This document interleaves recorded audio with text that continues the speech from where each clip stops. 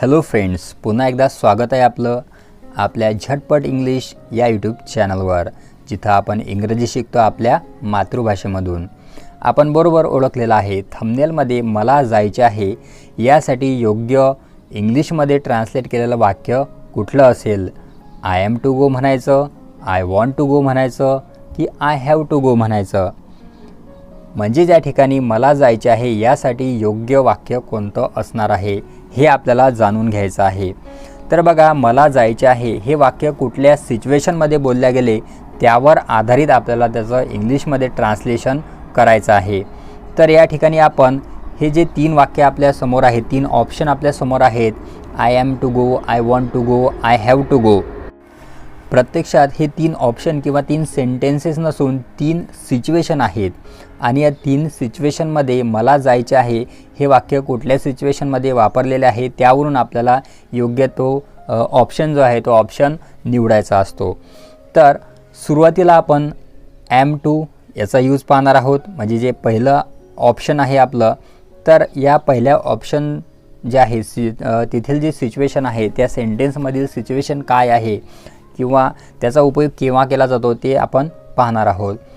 तर सुरुवातीला सब्जेक्टनंतर am, is, R, त्याच्यानंतर टूचा यूज केला जातो आणि त्याच्यानंतर व्हर्बचं फर्स्ट फॉर्म यूज केला जाते. तर या स्ट्रक्चरचा यूज हा केव्हा केला जातो? भविष्यकाळातील नियोजित गोष्टीविषयी बोलत असताना आपण या स्ट्रक्चरचा यूज हा करत असतो. बघा, काही एक्झाम्पल आपण पाहणार आहोत. मला तिला भेटायचे आहे. तर बघा, आता या ठिकाणी भेट जी आहे ती आधीच नियोजित आहे, म्हणजेच आपण आधीच ठरवलेली आहे. भविष्यकाळात नियोजित केलेली ती गोष्ट आहे. आपण वर्तमान काळामध्ये ती ठरवलेली आहे की आपण भविष्यात तिला भेटायचे आहे, म्हणजे मला तिला भेटायचे आहे. तर ही ती सिच्युएशन आहे की या सिच्युएशनमध्ये subject plus am, is, are plus to याचा यूज आपल्याला करायचा आहे. म्हणजे आपलं जे पहिलं ऑप्शन आहे त्याचा यूज हा करायचा आहे. जेव्हा भविष्य काळातील नियोजित गोष्टीविषयी आपण बोलतो त्यावेळेस पहिली जी सिच्युएशन आहे त्याचा यूज आपल्याला हा करायचा असतो. तर आता हे जे सेंटेन्स आहे मला तिला भेटायचे आहे, तर हे इंग्लिशमध्ये याप्रमाणे होईल. I am to meet her, I am to meet her. त्याला सभेला उपस्थित राहायचे आहे. He is to attend the meeting, he is to attend the meeting. तिला स्वयंपाक करायचा आहे. She is to cook, she is to cook. आम्हाला क्रिकेट खेळायचे आहे. We are to play cricket, we are to play cricket. त्यानंतर या स्ट्रक्चरचा किंवा याच सिच्युएशनचा आणखी एक अर्थ आहे की सूचना देण्यासाठी किंवा आदेश देण्यासाठी सुद्धा या स्ट्रक्चरचा उपयोग हा केला जातो. म्हणजे पहिला यूज आपण पाहिला की भविष्य काळातील जी काही नियोजित गोष्ट आहे त्याविषयी बोलत असताना या स्ट्रक्चरचा यूज केला जातो.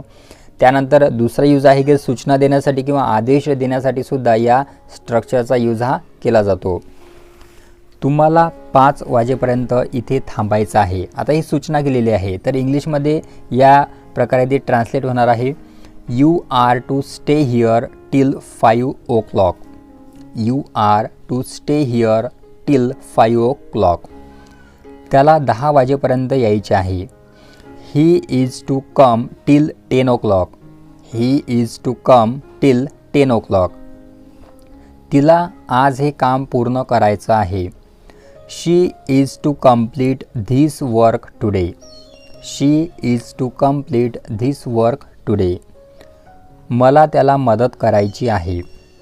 I am to help him, I am to help हिम.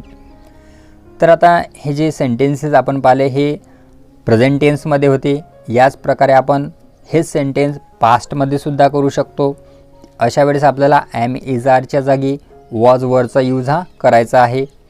म्हणजे स्ट्रक्चर आपलं याप्रमाणे होईल. सब्जेक्ट, त्यानंतर वॉज, वर, त्यानंतर टू, व्हर्बचं फर्स्ट फॉर्म. चला आता काही एक्झाम्पल थ्रू आणखी चांगल्या प्रकारे समजून घेऊयात. त्याला कार खरेदी करायची होती. He was to purchase a car, he was to purchase a car. तिला पत्र लिहायचे होते. She was to write a letter, she was to write a letter. तुम्हाला गाणं म्हणायचं होतं. You were to sing a song, you were to sing a song. त्यांना काम पूर्ण करायचे होते. दे वर टू कम्प्लीट द वर्क. दे वर टू कम्प्लीट द वर्क. तर अशा प्रकारे पहिली जी सिच्युएशन आहे त्या पहिल्या सिच्युएशनचा आपण अभ्यास केलेला आहे. म्हणजेच या ठिकाणी मला जायचे आहे हे आपल्याला कुठल्या सिच्युएशनमध्ये वापरलेले असेल, जेव्हा नियोजित गोष्टीविषयी आपण बोलत असू तर तेव्हा आपल्याला आय एम टू गोचा यूज हा करायचा आहे. चला यानंतर आता आपण दुसरी सिच्युएशन पाहूया, वॉन्ट टूची. आता वॉन्ट टूचा यूज हा केव्हा केला जातो? इच्छा असणे, गरज असणे या अर्थाने. म्हणजे ही जी सिच्युएशन आहे ही सिच्युएशन त्यामागे असते की इच्छा आहे आपली किंवा गरज आहे, अशा वाक्यांमध्ये वॉन्ट टूचा यूज हा केला जात असतो.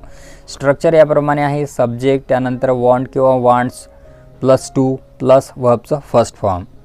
चला आता काही एक्झाम्पल थ्रू चांगल्या प्रकारे समजून घेऊयात. मला एक गोष्ट सांगायची आहे. म्हणजे ज्या वाक्याचा अर्थ काय आहे? मला एक गोष्ट सांगायची आहे की त्याची इच्छा आहे, त्याला एक गोष्ट सांगण्याची त्याची इच्छा आहे. मला एक गोष्ट सांगायची आहे ही इच्छा आहे. मग इंग्लिशमध्ये याप्रमाणे ते ट्रान्सलेट होणार आहे, I want to tell a story. I want to tell a story. मला एक गोष्ट सांगायची आहे. त्यांना इंग्रजी शिकायची आहे. आता ही गरज आहे, त्यांना इंग्रजी शिकायची आहे. They want to learn English. They want to learn English. रामला खेळायचे आहे. Ram wants to play. Ram wants to play.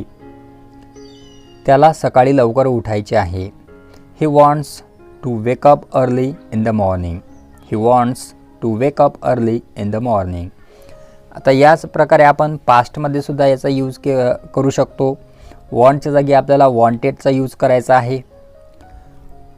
मला त्याला भेटायचे होते. I wanted to meet him. I wanted to meet him. आम्हाला सिनेमा पाहायचा होता. We wanted to watch the film. We wanted to watch the film. त्याला नाचायचे होते.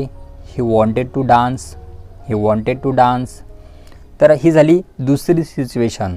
आता या सिच्युएशनमध्ये आपण काय पाहिलं, इच्छा असेल किंवा गरज असेल तेव्हा आपल्याला वॉन्टचा यूज हा करायचा आहे.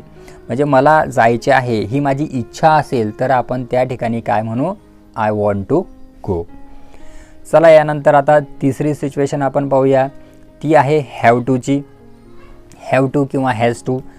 तर याचा यूज केव्हा केला जातो? जेव्हा एखादी गोष्ट करणे भाग आहे, करणे भाग आहे किंवा सक्ती आहे, अशा वेळेस कंपल्शन असेल किंवा मजबुरी असेल तर अशा वेळेस आपल्याला हॅव टू किंवा हॅज टूचा यूज हा करायचा आहे.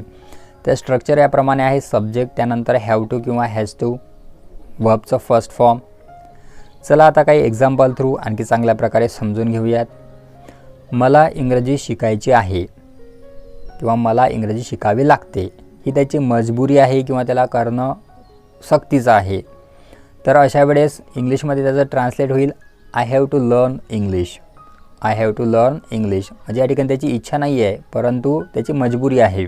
इच्छा असेल तर आपल्याला काय वापरायचं आहे, वॉन्ट वापरायचं आहे. परंतु इथं इच्छा नाही आहे, इतर काय आहे, मजबुरी आहे, सक्ती आहे, करणं भाग आहे. I have to learn English. आम्हाला लवकर उठायचे आहे किंवा आम्हाला लवकर उठावे लागते. We have to get up early. We have to get up early. तुला अभ्यास करायचा आहे. You have to study. You have to study. त्याला इथे बसायचं आहे. He has to sit here. He has to sit here. तिला 10 वाजेपर्यंत तिथे पोहोचायचे आहे.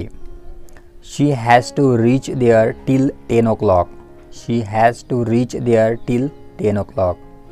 तर बघा अशा प्रकारे मित्रांनो आपण या छोट्याशा व्हिडिओमध्ये एकच मराठीचं जे वाक्य आहे मला जायचे आहे ते सिच्युएशननुसार जेव्हा आपण वापरतो तेव्हा ते इंग्लिशमध्ये कशा वेगळ्या पद्धतीनं बोलल्या जाते ते पाहिलेलं आहे. पहिली सिच्युएशन आपण पाहिले की भविष्यकाळात जे काही नियोजित गोष्टीविषयी आपण बोलत असू तर तेव्हा कुठली त्या सिच्युएशनमध्ये कशा प्रकारे आपलं स्ट्रक्चर राहणार आहे. त्यानंतर आपण तेच मला जायचे आहे हेच वाक्य जर आपण दुसऱ्या सिच्युएशनमध्ये म्हणजेच जेव्हा इच्छा असेल स्वेच्छेने जेव्हा आपण काही करत असू तर त्या सिच्युएशनमध्ये बोलत असताना त्याचं इंग्लिशमध्ये कसं ट्रान्सलेट होईल. आणि जर मजबुरी असेल आपली किंवा सक्ती असेल तर कंपल्शन असेल तर अशा वेळेस आपण मला जायचे आहे हे वाक्य इंग्लिशमध्ये कसे ट्रान्सलेट होईल ते पाहिलेलं आहे. म्हणजे एकच वाक्य आपण वेगवेगळ्या सिच्युएशनमध्ये वापरत असताना मराठीत जरी ते एकच असलं तरी पण इंग्लिशमध्ये ते वेगळ्या प्रकारे ट्रान्सलेट केल्या जाते किंवा वेगळ्या प्रकारे हे बोलल्या जाते. तर मित्रांनो, आजच्या व्हिडिओमध्ये एवढंच. व्हिडिओ कसा वाटला नक्की कॉमेंट करा आणि आपल्याला आणखी कुठल्या टॉपिकवर व्हिडिओ हवा असेल ते सुद्धा मला कॉमेंट करा. See you in the next video. Good bye and take care.